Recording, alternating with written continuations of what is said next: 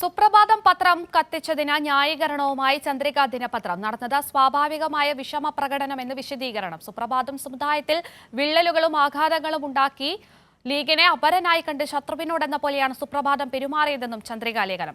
എഴുത്തുകാരൻ ഡോക്ടർ മൊയ്ൻ മലയമ്മയാണ് ലേഖനം എഴുതിയത്.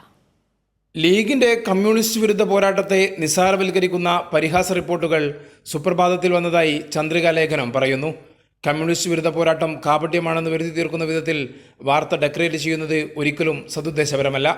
സുപ്രഭാതം പത്രം കത്തിച്ചത് രാഷ്ട്രീയവൽക്കരിക്കാനും ലീഗിനെതിരെ രോഷാഗ്നി കത്തിക്കാനുമുള്ള അവസരമായും സുപ്രഭാതം കണ്ടു. സുപ്രഭാതത്തിന്റെ കമ്മ്യൂണിസ്റ്റ് പ്രചാരണം അതിരുവിട്ട നിലയിൽ കാണേണ്ടി വരുമ്പോഴുള്ള മാനസിക വിഷമവും പ്രതിഷേധവുമാണ് പത്രം കത്തിച്ചയാളിൽ കണ്ടതെന്നാണ് ചന്ദ്രിക ലേഖനത്തിന്റെ ന്യായീകരണം. ആരെയോ സന്തോഷിപ്പിക്കാൻ വേണ്ടി സുപ്രഭാതം നൃത്തം ചെയ്യുന്നു. സുപ്രഭാതം പത്രത്തിൽ ഹമീദ് ഫൈസി അമ്പലക്കടവ് എഴുതിയ ലേഖനത്തിലേത് വിചിത്രമായ ഉപദേശമാണ്. ലീഗിനെ അപരനായി കണ്ട് ശത്രുവോടെന്ന പോലെയാണ് പത്രത്തിലെ പല രാഷ്ട്രീയ വാർത്തകളുടെയും ഉന്നം പോയിരുന്നത്. സമകാലിക വിഷയങ്ങളിൽ വഴങ്ങാത്ത ലീഗാണ് പ്രശ്നക്കാരെന്ന് വരുത്തി തീർക്കാനുള്ള വ്യാജശ്രമം വാർത്താ എഴുത്തു ശൈലിയിൽ കാണാം. വിഭാഗീയ പ്രശ്നങ്ങൾ നടത്തുന്നത് ഖേദകരമാണ്.